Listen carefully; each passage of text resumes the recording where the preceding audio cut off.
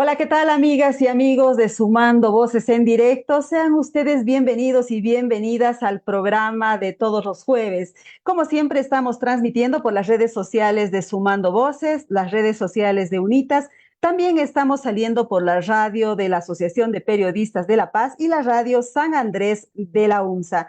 Les comento, amigas y amigos, que hoy es un día muy especial para las personas con discapacidad porque el Consejo Ciudadano de las Personas con Discapacidad está presentando en estos momentos en la ciudad de La Paz una propuesta de política pública para una educación inclusiva y lo está haciendo con el apoyo del programa urbano de las Red Unitas, pero también con el respaldo del Fondo de Canadá. ¿Qué implica una política pública para la inclusión educativa? Implica que las personas con discapacidad sean aceptadas en el sistema educativo y una vez dentro que no sufran bullying, que no sufran discriminación, pero además que los maestros y maestras estén capacitados para atender a las personas con discapacidad, para educarles y los programas que se adecúen a las necesidades. Por otro lado, que las escuelas además tengan las condiciones físicas para atender y para recibir a las personas con discapacidad. Pero antes de ir al tema de fondo, porque tenemos invitados para tratar este tema, quiero invitarle a Jenny Escalante que nos presente el resumen semanal de las noticias del portal Sumando Voces. ¿Qué tal amigos y amigas de Sumando Voces? Hoy, como cada jueves, les traigo el resumen de las noticias más importantes de la semana publicadas en nuestra web www.sumandovoces.com.bo.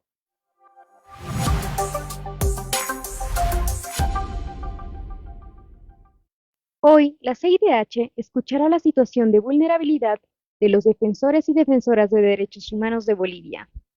La CIDH programó 29 audiencias públicas entre el 26 de febrero y el 1 de marzo. Entre ellas está la de UNITAS.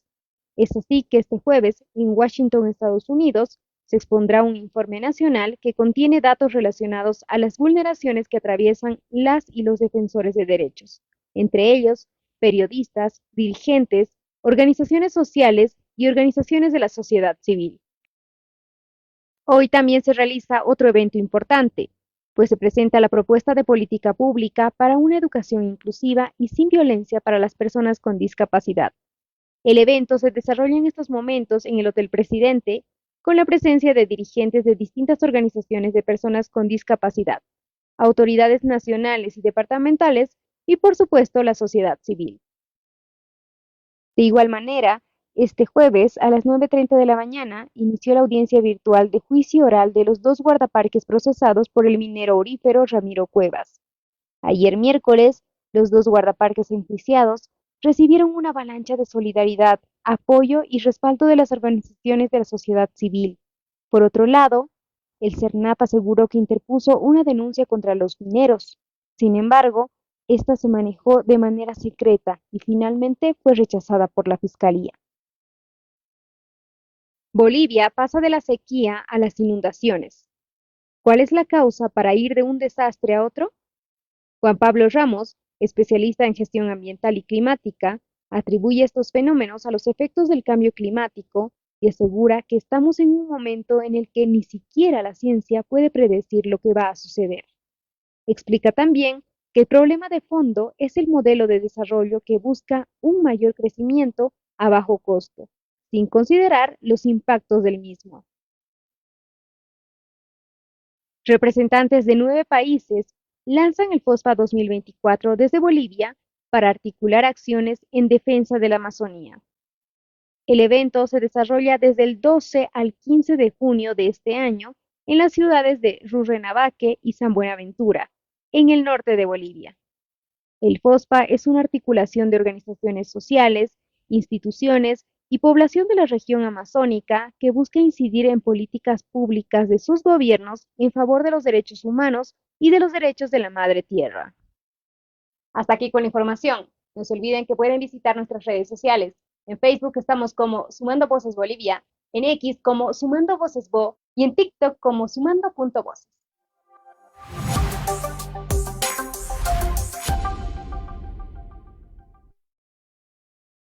Gracias, Jenny, por habernos presentado ese resumen de noticias de nuestro portal Sumando Voces. Pero ahora quiero dar la bienvenida a nuestro primer invitado. Se trata del señor Jacques Alcoba. Él es secretario municipal de Educación y Desarrollo Social de la Alcaldía de La Paz. Bienvenido, señor Alcoba. Muchísimas gracias por acompañarnos en Sumando Voces en directo. Muchas gracias, muy buenos días. Un cordial saludo a Sumando Voces y su distinguida audiencia. Un placer estar con Muchísimas ustedes. gracias. Muy bien. Quiero invitarle, señor Alcoba, y también a nuestra audiencia, por supuesto, a ver algunos cuadros que resumen la situación de las personas con discapacidad en Bolivia. Vamos a empezar con este cuadro que nos dice que en el país existen más de 90,000 personas con discapacidad que han sido registradas en el Programa de Registro Único Nacional de Personas con Discapacidad. Pero ahora sí, escuchen bien este porcentaje. Solo el 30% de estas personas no cuentan con ningún grado de instrucción educativa, es decir, nunca fueron a la escuela, a la secundaria, a la primaria, a la universidad. El 35% solo cursaron el nivel primario, el 15% llegaron a la secundaria, el 4% cuentan con formación técnica y solo el 3% llegaron a alcanzar estudios universitarios.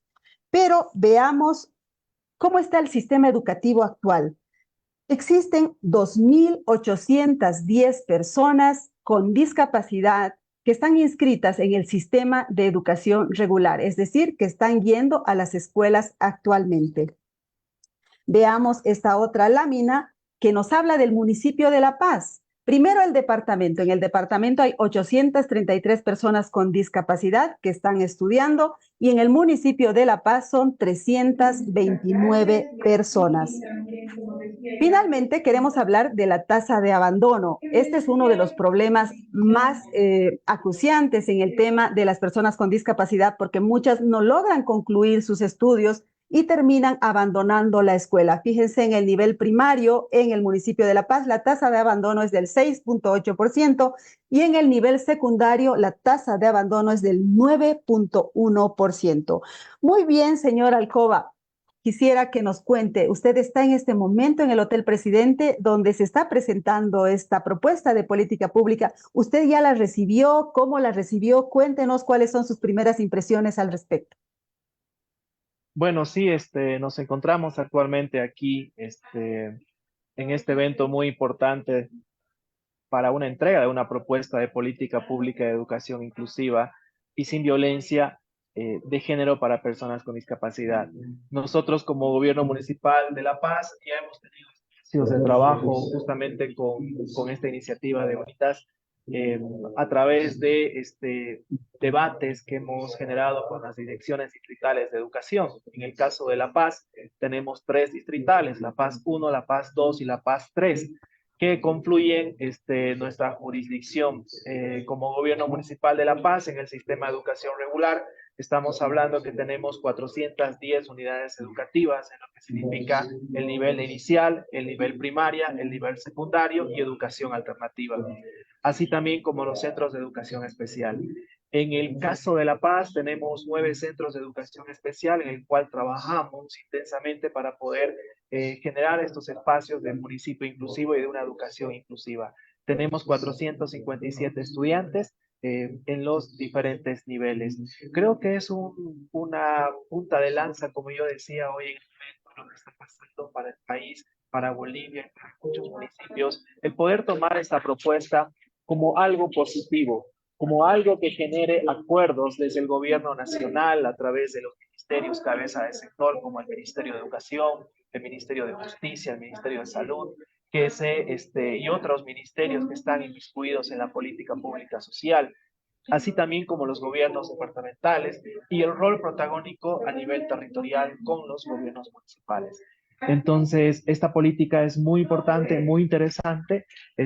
Básicamente tiene 3 ámbitos y ejes y objetivos estratégicos que concentran todo el esfuerzo en lo que significa políticas inclusivas.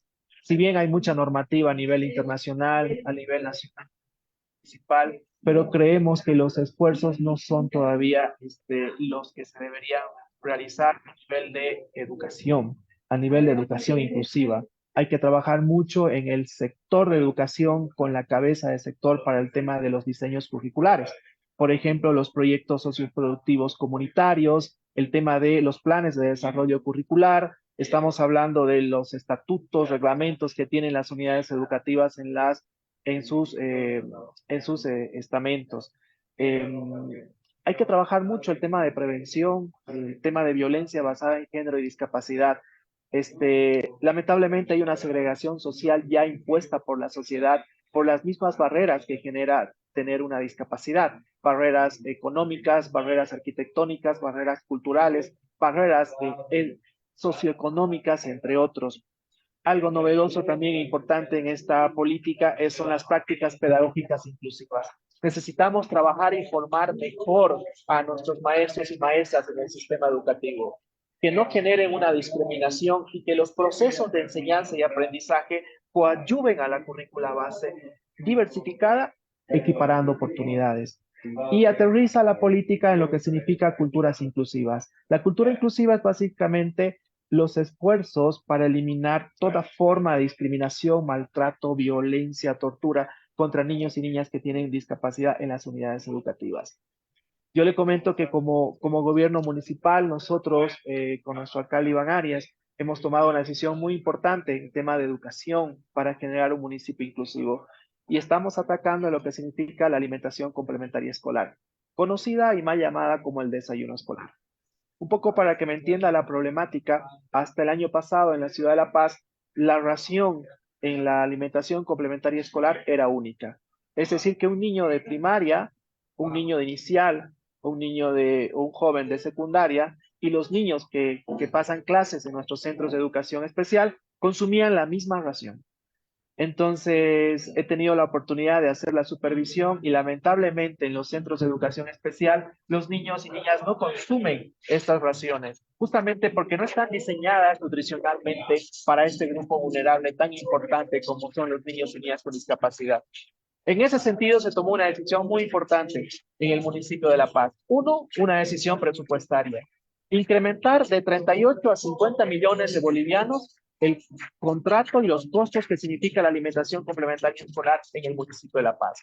Nosotros hacemos contratos bianuales, es decir, que de 76 millones se ha incrementado a 100 millones, 50 por año. Con ese presupuesto hemos generado una nueva alimentación complementaria escolar. Creemos que estamos haciendo una revolución en ese sentido, porque ahora, desde el primer día de clases en la ciudad de La Paz, la alimentación complementaria escolar es diferenciada y diversificada. Es decir, que los niños de inicial y primaria tienen una ración nutricionalmente diseñada para ellos. Los jóvenes de secundaria tienen una ración nutricionalmente diseñada para ellos. Y algo novedoso en el municipio de La Paz, que por primera vez en la historia de nuestro municipio, los niños que tienen discapacidad y pasan clases en nuestros centros de educación especial, tienen una ración diseñada exclusivamente para ellos. Creo que ese es un gran paso y un gran inicio que estamos haciendo para generar políticas públicas de un municipio inclusivo. Como usted decía, señor Alcoba, son muchos ejes los que conforman esta propuesta de política y lo interesante que hay que explicarle a la persona, a las personas que nos están siguiendo, es que esta política se ha construido de manera participativa, tanto con las personas con discapacidad, con las autoridades, y en este momento se está entregando justamente a las principales autoridades o a los representantes de las instituciones involucradas en esta temática. Por ejemplo, el señor Alcoba nos decía que ya se está aplicando, se va a aplicar en unas escuelas, creo que en 9, si no me equivoco. Usted nos dirá, señor Alcoba, este es como un plan piloto. ¿Qué cosas exactamente se van a hacer en estas 9 escuelas, tomando en cuenta que se necesitan primero condiciones físicas de las escuelas para acoger a las personas con discapacidad? Segundo, programas elaborados que sean adecuados a las necesidades de las personas con discapacidad. Y tercero, maestros y maestras capacitadas. Esta parte, por ejemplo, de la política no depende de la alcaldía, o si la alcaldía tiene algo que hacer al respecto. Bueno, creo que el éxito del diseño de una política pública social está en el debate y la concertación de los actores involucrados. En este caso, el Consejo Ciudadano de Personas con Discapacidad, las organizaciones de personas con discapacidad de base, autoridades a nivel nacional, de ministerios, autoridades educativas en el tema de a nivel departamental, han participado en lo que significa esta generación de política pública, denominada educación inclusiva, sin violencia de género en personas con discapacidad. Ha tocado un tema muy importante y creo que es muy claro definir y subrayar las competencias que tiene los gobiernos a nivel de Bolivia. El gobierno nacional tiene competencias exclusivas en estos temas de discapacidad y nosotros como gobiernos municipales tenemos también competencias en lo que establece la ley de educación, la ley Avelino Signani, en temas de discapacidad, en temas de currícula, en temas de trabajo con capacitaciones a maestros, facilitaciones en procesos de enseñanza. Creo que es importante ahí fortalecer a nivel de la Dirección Departamental de Educación, que depende del Ministerio de Educación. En el caso de los gobiernos municipales, tenemos la tarea de poder generar espacios, como tú decías, en las infraestructuras que sean inclusivas, ¿no? Para poder también apoyar en lo que significa esta política pública de permanencia en los estudiantes. Y algo novedoso que yo le decía, ya no es un proyecto piloto, ya es hecho esta política pública social. Es una muy buena noticia que la hemos ido trabajando y la estamos implementando ya en primer día de clases, como esta nueva alimentación complementaria escolar en nuestros 9 centros de educación especial, con raciones diseñadas inclusivas para nuestros niños y niñas que tienen discapacidad. Es muy importante, creo que generar reformas en la ley de educación. Considero que la ley de educación en Bolivia ya tuvo una etapa muy importante de implementación y ahora nos damos cuenta de cada vez que necesita mejoras y reformas. Y una de ellas es justamente generar estos espacios de educación inclusiva para poder trabajar en normativas, como era este eje de políticas inclusivas, normativas claras para el sector. De lo contrario, vamos a seguir dividiendo lo que significa educación en el sistema regular, educación alternativa, educación especial y no generar ese involucramiento que es una segregación social tremenda que lamentablemente tienen las unidades educativas, no solo en la ciudad de La Paz, sino en el país.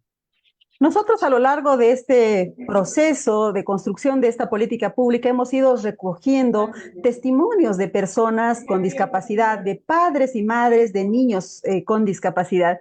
Y la mayoría de ellos nos dicen lo difícil que ha sido lograr que los niños y las niñas sean aceptados en las escuelas. Es decir, no solo se trata de aceptarles matricularse, sino que primero sean aceptados por los estudiantes, por la comunidad educativa, por los maestros, por los otros padres, pero además ha habido casos en que les han mandado al tercer piso, pese a que tenían que ir con silla de ruedas. ¿Qué hacer ante esa realidad, señor Alcoba? ¿Hay alguna forma de hacer, no sé, un llamado de atención, un diálogo, una capacitación para que a partir de ahora esas cosas no se repitan? No, sí, mire, hay muchos testimonios, lamentablemente, de muchos niños, muchas niñas, padres de familia que tienen hijos que tienen discapacidad, donde se genera mucha discriminación en las unidades educativas. Uno por el mismo entorno de la comunidad educativa y otro también por el mismo sistema que tiene nuestra sociedad de generar este tema de discriminación que lamentablemente ya viene de mucho tiempo. Los esfuerzos de esta política pública se concentran básicamente en culturas inclusivas. ¿Eso qué significa? Que tenemos que trabajar tremendamente en formar a maestros y maestras capacitados para generar educación inclusiva de calidad y cómo poder trabajar en el aula con los niños y niñas que tengan discapacidad. La discapacidad no tiene que adecuarse a la sociedad. La discapacidad no tiene que adecuarse a la educación.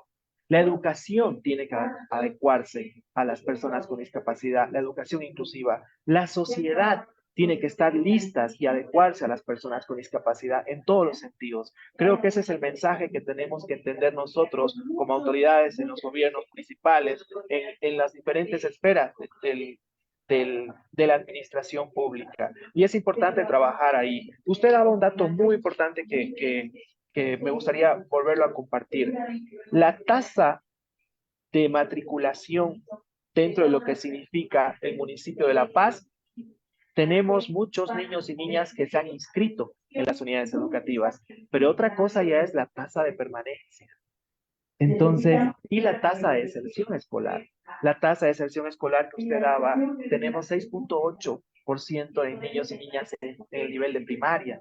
La tasa de deserción escolar que usted daba es el 9.1% en secundaria. Creo que eso es un llamado de atención para que nosotros generemos estos espacios y fortalezcamos los niveles de articulación con el Estado, con los gobiernos, reitero, departamental, la Dirección Departamental de Educación, el Ministerio de Educación y todas las entidades llamadas a que esta propuesta de política pública se materialice, que estos sueños y estas esperanzas que están plasmadas en este documento puedan ser una realidad. Y nosotros vamos a ser como punta de lanza en el municipio de La Paz, militantes para trabajar en este sentido.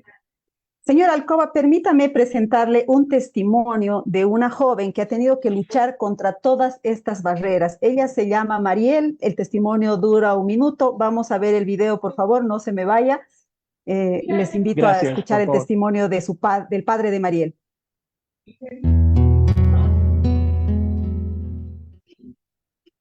Los dos, tercero, quinto y sexto de secundaria, tenían que pasar en el tercer piso. Y hoy he pedido de que sea en la planta baja, como la ley indica, para que las personas con discapacidad se las adecúen en la planta baja. Pero el director no quiso hacerlo eso, no quiso cumplir, por lo que he presentado una denuncia al Ministerio de Educación. Me llamó el director y me dijo de que yo iba a ser culpable de que si alguna agresión iba a ocurrir entre los alumnos del curso de mi hija. Entonces yo no quise hacerme responsable de eso. Yo le indiqué al director: no se preocupe, que vuelva al tercer piso. Yo, a manera de ejercicios, voy a hacer el esfuerzo de subirlo, porque no solo el subirlo en la mañana, porque estaba en el turno de la mañana, sino también bajarle para sus necesidades biológicas a la planta baja donde está el baño y volverlo a subir en el recreo. Entonces ese era el problema, pero aún así yo ya he decidido hacer ese esfuerzo y así terminó el curso de quinto de secundaria.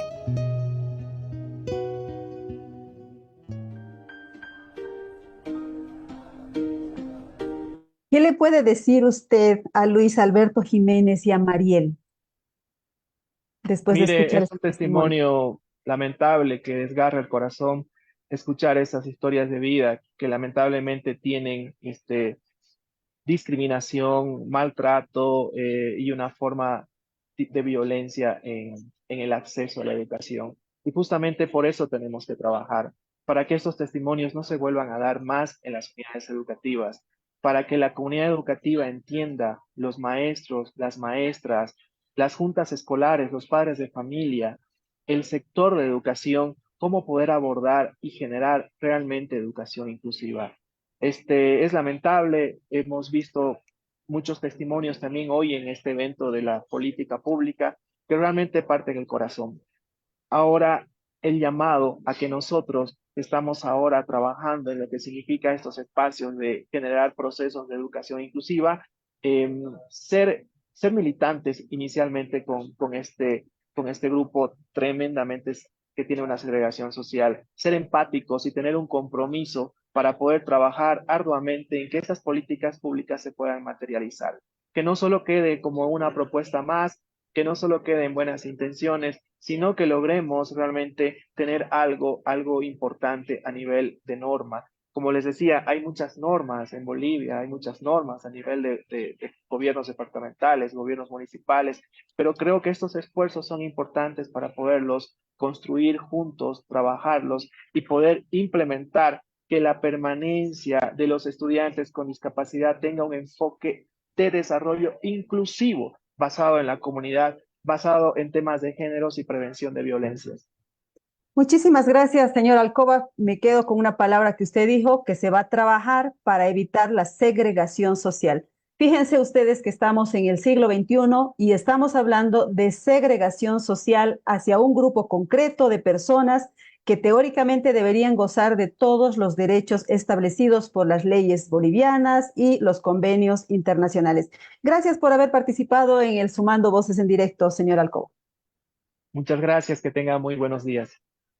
Muy bien, amigas y amigos de Sumando Voces en Directo, antes de continuar con nuestra próxima invitada, quiero invitarles a ver un video más de un testimonio de María Juana Camacho y su hijo Jacob. Pues ellos están luchando ahora mismo para ser aceptados, para no sufrir discriminación, para no sufrir bullying en la escuela. Adelante con ese video, por favor.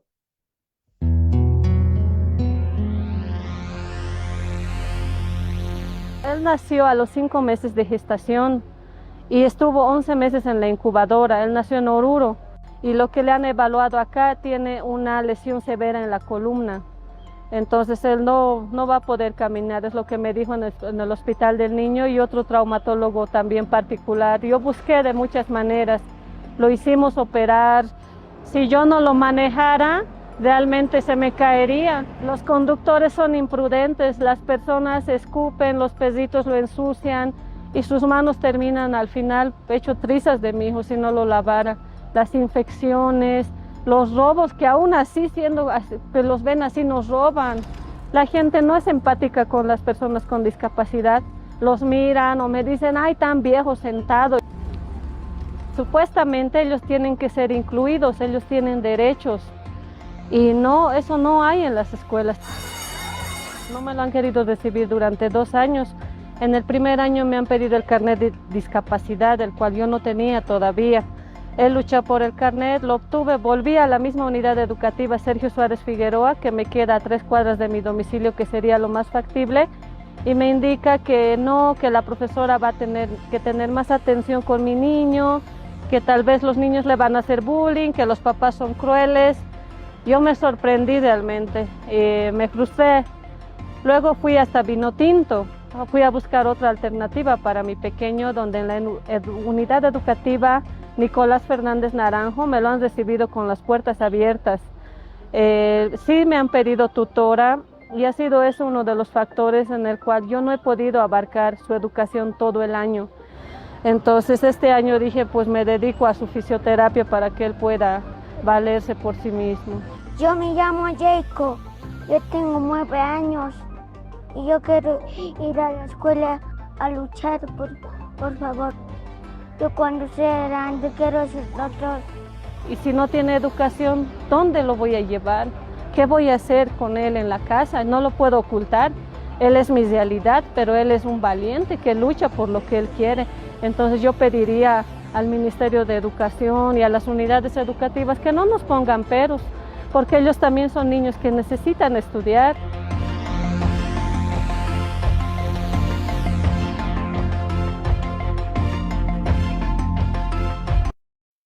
Queremos que Jacob sea un doctor, que llegue a concluir con sus estudios como él anhela, para que no sufra más discriminación, para que pueda ser admitido en la educación regular y que luego pueda cursar esa carrera.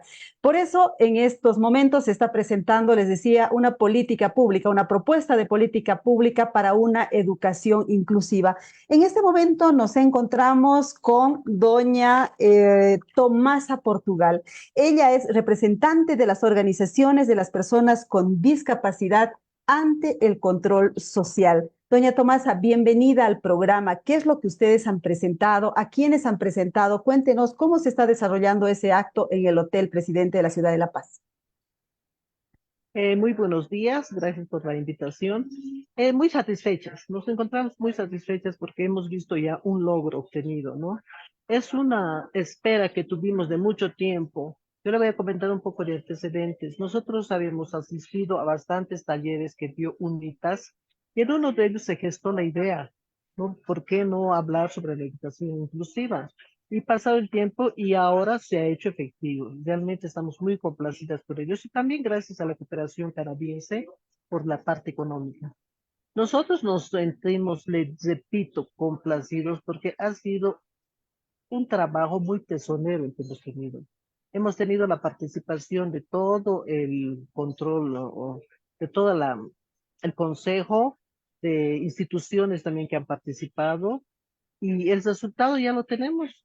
Ahora la entrega que se ha hecho de este proyecto a las autoridades, nosotros tenemos la esperanza de que se cumpla y lo puedan encerrar de alguna manera para que sea una política nacional, porque no empezaríamos por la local, que es el municipio de La Paz, y pensaríamos también en una nacional.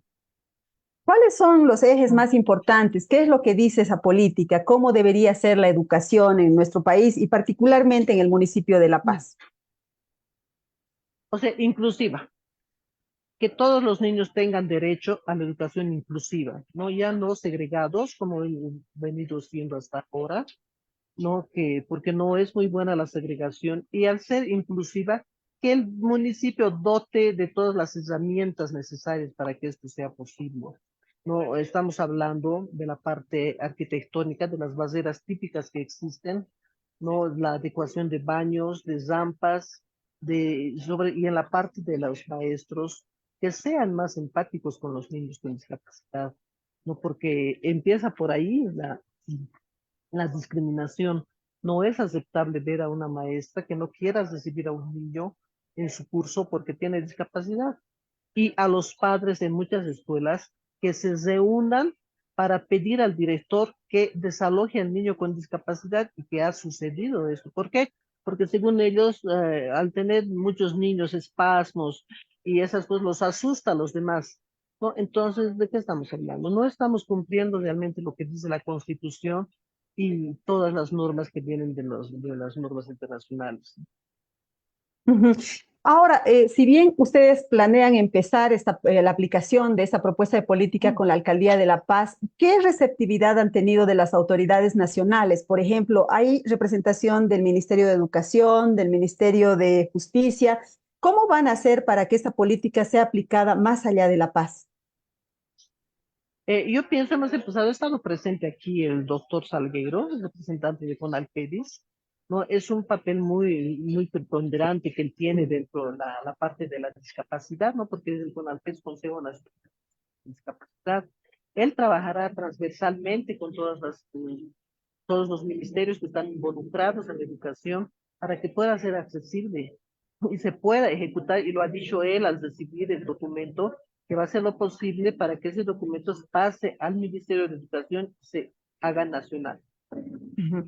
Pero no solamente se trata esta política, como decíamos, de el eje que tiene que ver con las escuelas. Es decir, es muy importante que las escuelas estén adecuadas, que tengan rampas, que no tengan gradas, que a las personas con discapacidad no se las envíe al tercer piso, como le sucedió a Mariel, por ejemplo, sino que haya una accesibilidad, por ejemplo, a los baños, a los lavamanos, en fin.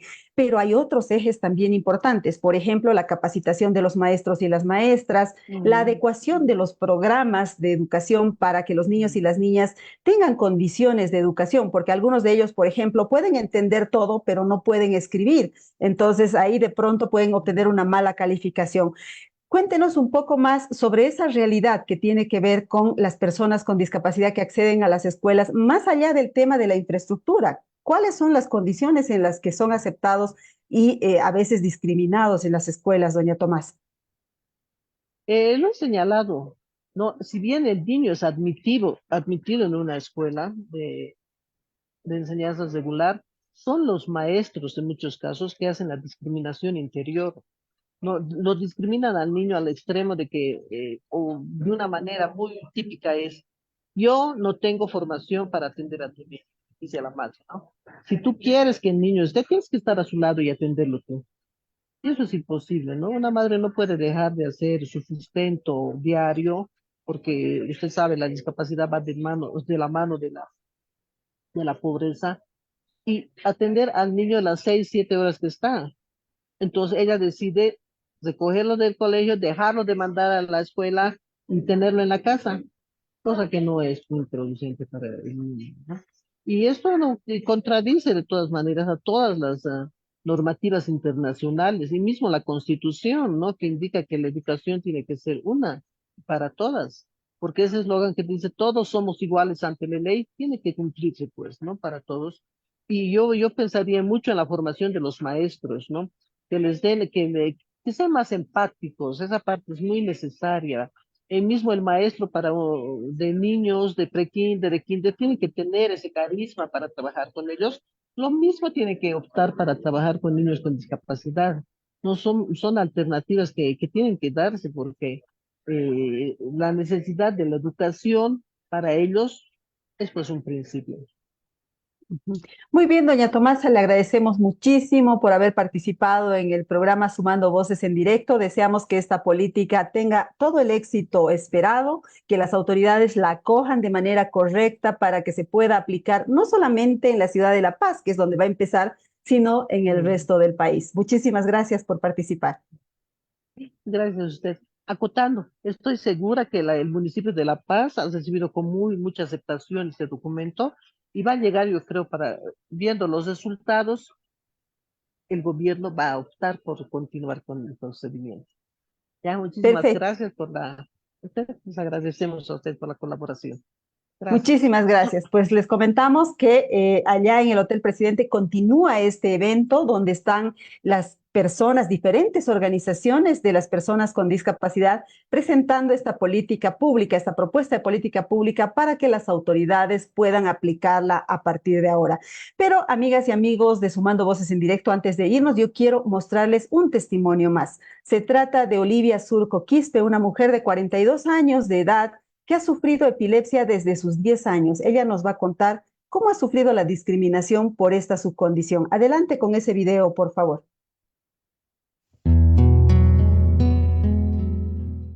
Mi epilepsia me comenzó más o menos a los 10 años, que fue por trauma psicológico. En el colegio ya me daban las convulsiones cerca del horario del recreo y también me dijeron que afectaba a muchos compañeros porque también ellos ya no se me acercaban, me hacían bullying y me discriminaban en cierta manera porque ya no hablábamos, otros me tenían miedo o alguien me quería acercar y ya me miraban de otra manera, por lo mismo que psicológicamente me afectaba mucho. Los profesores y el director nos dijeron que tenía que retirarme sí o sí porque me causaba muchas molestias, que habían profesores y padres de familia que reclamaban mucho. Yo no tenía información de eso, pero mi familia me dijo a mí que eso lo tenían, así que tienes que dejar el colegio, mejor ya no vayas.